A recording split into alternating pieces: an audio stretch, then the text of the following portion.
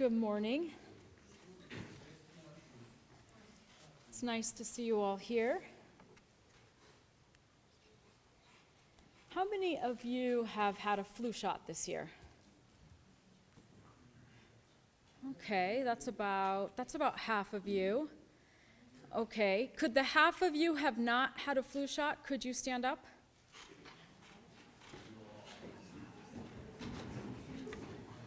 Okay. So let's say 1/3 of you are going to get sick. And I'd say there's about 50 of you who are standing. And on average, if you look at the global number of people who died around the world from the flu in 1918, 1 out of every 50 people died in the world. So by the numbers, that would mean today, if we had a similar pandemic, that probably 1% or one person in this room would be at risk of dying. So you can sit down. Thank you for participating. Now, in 1918, when this flu pandemic breaks out, there isn't a vaccine. And what I'm going to talk about today is how the 1918 into 1919 flu pandemic develops, and I'm going to lay out the difference between what people thought was happening in 1918 at the end of the war and what people thought, or what we know was happening today. So I'll switch a little bit between what people thought at the time and what we know now. So let's start with this. What do you see happening here? There's three major trends that you can see here. This is a map of deaths from influenza between 1818 into 1819. The influenza pandemic means worldwide, lasted about 14 months. So what would you say, what would you ascertain, what summary information could you gain from this? That a lot of people died in around October and November of this year? Yes, that's right. So approximately 100 years ago now would be the peak of the pandemic in the world. And this is showing you 4 cities. This is showing you New York, London, Paris, and Berlin. What else do you see? New York had the highest peak of deaths. Yes, we see that New York statistics are a little bit worse than for example, Paris's. We also see that it peaks at just a little bit different time, right? And one other thing is notice that there are 2 other smaller bumps on the side, right? Over here in late spring, and over here in winter to spring of 1919. So this global pandemic actually has 3 waves. The first wave is not as harmful, but the second wave is very harmful, and then there is a 3rd wave. What happens to people around the world, and I'll give you a summary here, depends on whether they were exposed to that first wave. So, over this 14-month span of time, you've got 3 waves. The second one is the most lethal. Wartime movements are spreading the flu around. The reason why this becomes such an incredibly lethal pandemic is because the war is coming to an end. It's also, the war is on in the first wave, and then the war is coming to an end with the second wave. And troop movements are spreading the flu around the world. More people died from the flu than died from the war. This is not just in the United States, but this is around the world. So what was the statistic for the number of troops that died in World War I? Do you remember that number? Yes? Around 60 million. For the whole world, that's right, yes. And how about for the United States? It was 117,000. 117,000, all right. In the United States, 675,000 people died from the flu, and anywhere from 50 to 100 million people died from the flu worldwide. Now, one of the differences in what people thought then and what people know now is that there were many more deaths than we realized. At the time, people thought there were 20 million deaths, but epidemiological research, that is the sort of the history and development of a disease, has taught us that it is at least 50 million people that died around the world. It hits some places harder than others. And the reason why has to do with exposure to the first wave. It also has to do sometimes with culture or policies that are enacted, and I will give you some examples of that. And lastly, this holds lessons for us today. We are still at risk of a pandemic. A flu shot is one good way to prevent the flu from spreading, but it is not foolproof, as we will see. All right. So in 2004, John Barry publishes this book, The Great Influenza. And in order to do the research for this book, he wanted to find out who was patient zero, where is ground zero. And he goes through lots of documents to find where is the first evidence that doctors realize something new has happened. And it actually is in the United States. We now understand today that ground zero was probably Haskell County, Kansas, a rural county in southwest Kansas. We also understand today that this flu virus, this strain, which we call today H1N1, that this strain develops from a mutation with swine flu and avian flu, or bird flu. You've probably heard some of these terms. Domesticated animals also have influenza, and sometimes a strain can be especially virulent or strong when it jumps between species. And so this is a farm county, Haskell County. It only has about 2,000 people in it in 1918. But it's quite possible that perhaps a farmer's pigs had influenza. And this combines perhaps with, Kansas is a migratory flyway, with the spring migrations of ducks or herons or other birds that also have influenza coming through. And so we have a specific kind of mutation that develops, and we think it happens in Kansas. The first outbreak is noted at Camp Funston, or what is today called Fort Riley in Kansas. This is kind of near Topeka, Kansas. So this is a military camp, and at first, doctors don't know what to make of it. It's mysterious. They actually aren't even sure that it's influenza. It's first misdiagnosed as meningitis or maybe pneumonia. It's something that is new. And our military encampments were very crowded. This is, of course, in 1918 during the war, and sometimes 40,000 people are crammed into a space that is meant for 30,000. So you can see in this image that lots of sick people are being treated, and they're all close to each other, right? Well, influenza is a communicable disease. That is, it spreads through contact with other people. This is an example of a understanding in that first wave. This is a June article from a Minnesota newspaper. There are troops from Minnesota who are stationed here in Des Moines at Fort Dodge. Fort Dodge is 12 miles away, a military encampment that is near to the city, which would, of course, have an influence on the flu here in Des Moines. And notice that it talks about in April that the troops had pneumonia.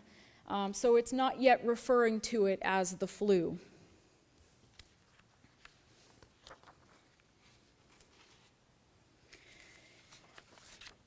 Knowledge of how to what the disease was and how to treat it was mixed. What doctors thought, for example, and what the general public thought differed. This is also the cusp of new medical knowledge. Many Americans were still adapting culturally to something that we call the germ theory. The idea that germs can spread between people, invisible things can spread and cause disease. And so here you have an American example of some medicine that will help cure influenza by building your blood. This is a bit of a snake oil sale. The other is from Canada. If you eat more onions, this will help prevent the flu.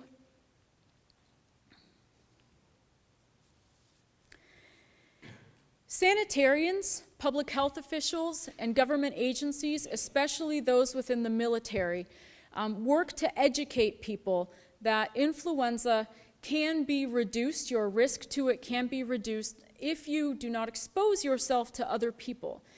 People who have influenza need to follow this mnemonic device that was commonly used. So say this out loud, it kind of is a rhyme, right? Cover up each cough and sneeze. If you don't, you'll spread disease. You probably have seen posters by the Iowa Department of Health today that say, cover your cough, which is a descendant of this phrase. This here is from an article in the Stars and Stripes, which was American Expeditionary Forces newspaper published in Paris, so for the troops. And you can see here, coughs and sneezes spread diseases. So in order to help educate the public, this rhyme is used. Some cities began to institute the use of gauze masks. Seattle, for example, was called a masked city. Public health officials commonly used masks. This is someone delivering the mail in Seattle, and he is wearing a mask. Cities and public health officials entreated people to keep their windows open, not to contain themselves, especially if they were around sick people, not to spit on the sidewalk, for example, that expectorating could expose people. At this time, it was very common for men to regularly spit on the floor in spittoons or on the sidewalk.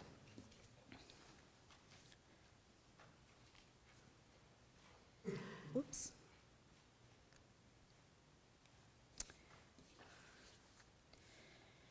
Healthcare was gendered. As people began to become sick, most of the doctors were men, but most of the nurses were women. So here we see again a masked nurse. She is from the Red Cross. A lot of women volunteered with the Red Cross. For the military in general, without the flu, there was a shortage of doctors and nurses. The Army, for example, wanted 50,000 nurses, but it only had 16,000. This becomes so much more extreme with the flu. As people become sick, more and more people are needed to take care of the sick, and the people who need to do the taking care of, the nurses and the doctors themselves, are also becoming sick. And so the numbers of people able to care for the sick are reduced. So a severe shortage of people to do medical care. Here you have women from the Red Cross not just wearing their masks, but they are sewing masks for use for the military and for the general public. Eventually, many people who are sick are moved out of doors. Some military encampments, like Camp Grant in Chicago, for example, were so packed that people had to be in tents already. But this became a better way to treat people who were sick with influenza. So if you were diagnosed with influenza, the first sign of it might be extreme fatigue, a splitting headache. You might begin to bleed from your ears or from your nose, and you would turn blue. It was something that was distinct and very severe. Some people died within 2 days. It happened very, very quickly. Whoops.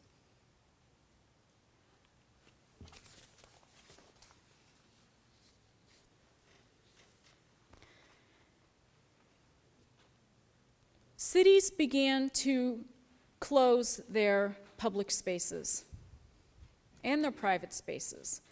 They put a ban on church services. They closed schools. So if the armistice was on which day? November 11th, right? On November 12th, the school district of Des Moines closed its schools. School was not held for 6 weeks. Now, a quarantine had gone into effect October 16th, and that quarantine was lifted, so preventing people from having public gatherings. That quarantine had been lifted in November because the city thought, as many people did, the danger was over. But this is that second deadly wave, and the danger is not gone, and so the quarantine is reinstituted. So public schools, for example, are closed. This is a court. This is Chinatown in San Francisco. The courtroom was moved outdoors in order to prevent an enclosed space and the spread of flu. These are newspaper articles from Kentucky. You can see that the library is closed, that there's a ban on holding funerals, that there are no gym classes, no schools. In general, people are encouraged not to expose themselves to other people who may be sick in order to stop the flu from spreading.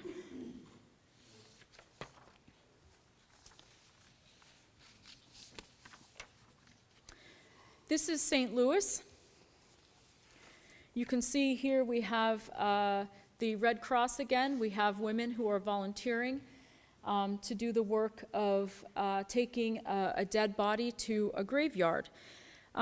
At this point in time, there are so many people that are dying that the burial services, that the churches, that the families, in order to provide services, are having a difficult time keeping up. There are a few places in the world, and specifically here in the United States, Philadelphia, for example, that has is hit twice with 2 waves. And literally they had a wagon that would go down the street and call out to people, asking if they had bodies to be taken away. So it was very difficult with so many people dying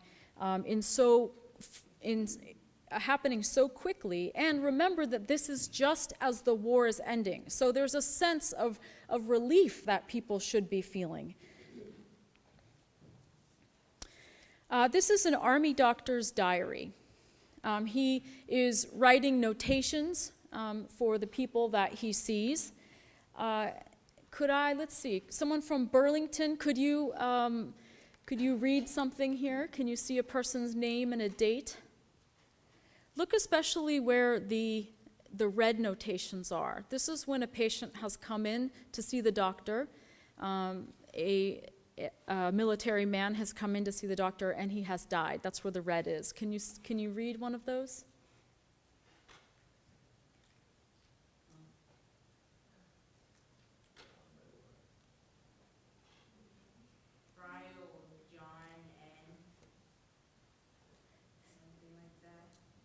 John Friel, yes.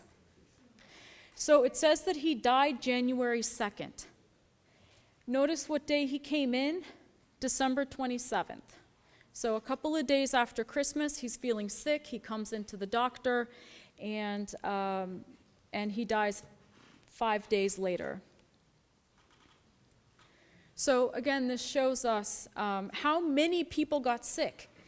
If 50 million people died, so many more millions of people became sick. So, as I said at the beginning, one of the reasons why the flu is so extreme is because of the war. So an example is in Camp Grant, which is outside of Chicago. On the first day that someone becomes sick, the first person becomes sick on the first day is also the very same day that 3,000 troops get on a train and move from Camp Grant to Georgia. The flu moves with them. So here's an example of troops that are in Seattle, the masked city. Here these troops are marching down the street. They're on their way to board a boat to go to France. With them is going to move the flu. You will commonly see the flu at this time referred to as the Spanish flu. And it's not actually Spanish, but at the time that the flu was ongoing, people didn't know where it came from, and their best guess was that it came from Spain because Spanish newspapers were reporting that the flu was happening there. Whereas British and French newspapers were, in order to keep their public informed of the war in a different way, were not telling people about the flu. They didn't want people to know that the troops were dying, for example, in their own barracks or in their own trenches.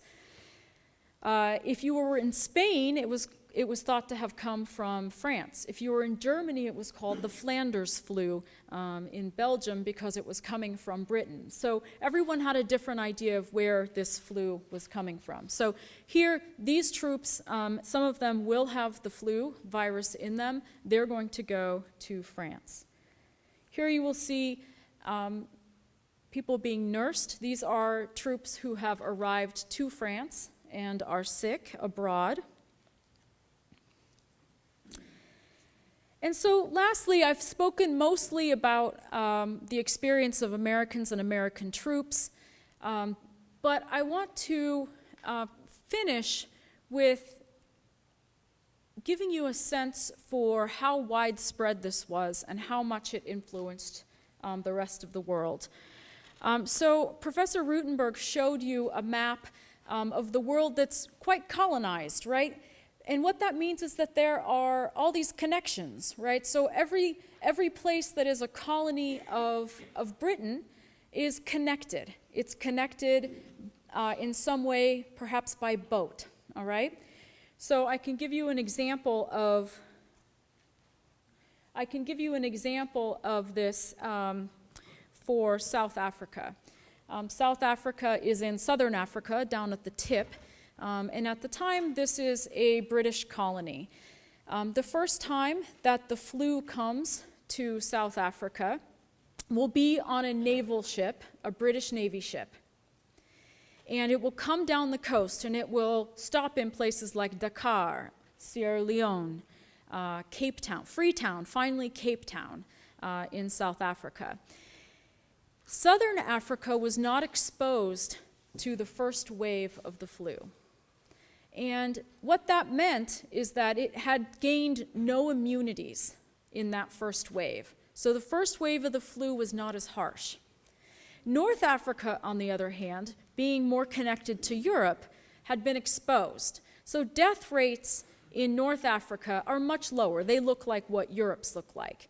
But in sub-Saharan Africa or southern Africa, death rates were much higher because they were not exposed to that first wave in the spring. And so when that second wave comes in the fall, there's no immunity among the general population. And so this Navy ship, there were two of them that came down the coast and visited British colonies and cities. It comes in the port city, and the port cities immediately become very sick, and people begin to flee the city to move into the villages, hoping that they can escape the flu, and with them moves the flu. And the second reason why southern Africa is hit so hard has to do with its labor force. Diamond mines and gold mines in the interior were one way that a majority of workers in southern Africa, one of the major jobs in southern Africa, and they commuted by railway from the port cities, from the more urban places on the coast, into the interior. And so you'll notice that arrow in southern Africa moving into the interior. Those are ways that workers who work in the mines are moving into the interior and spreading the flu. And so they do so quickly, just like for Camp Grant, a train trip across the country moves the flu. Looking at the photos, the images from the flu around the world reminds you of the unity of this experience, that all of the world goes through this in just a few months span of time. And you see the pictures of people wearing masks. Like these are school kids in Japan. So here are some images from around the world: Japan, American Samoa, Indonesia, and the last one with the graves is South Africa. This is an Irish cartoonist. So in the Irish paper, influenza was depicted as death. And the other is a grave site in New Zealand. This headstone was just erected last year with the anniversary of the war and of the start of the pandemic. And Auckland, New Zealand was so overwhelmed with deaths that they just had to bury people in mass graves. And so this area represents those mass graves. And of course, once troops were returning home, the military worked to make sure that they didn't bring the flu back with them. It wasn't a sure thing, but I see you laughing. What's a cootie? At this time, a cootie would be lice. Not something imaginary, it was real, it was lice. And so this article from the Stars and Stripes, again, news published in Paris, assured Americans and American troops that not only would the flu not come back with troops, but neither would the cooties. So about the same time that John Barry published this book, researchers, scientists successfully recreated this virus from 1918 and 1919. It was reconstructed in 2005. And that's part of how we understand that it was part avian and part swine flu. And that's when we gave it the name H1N1. In 2009, we had a flu pandemic in the world that was a descendant of this. It was part of the H1N1 flu. So what lessons do we have? If you look on the CDC's website, the CDC says not just the United States, but all of the world is still vulnerable. We're still vulnerable to a pandemic like this because influenza can mutate. And we have started to see, scientists have started to notice that in the last 20 years there have been more mutations. So it seems that the virus is quite lively right now. The United States also has risks because of concentrated animals, chickens and pigs, for example. You may remember that in 2015 here in Iowa, that the chicken and egg industry had an avian flu outbreak and they had to destroy the flocks. It's reported to have cost over $1 billion.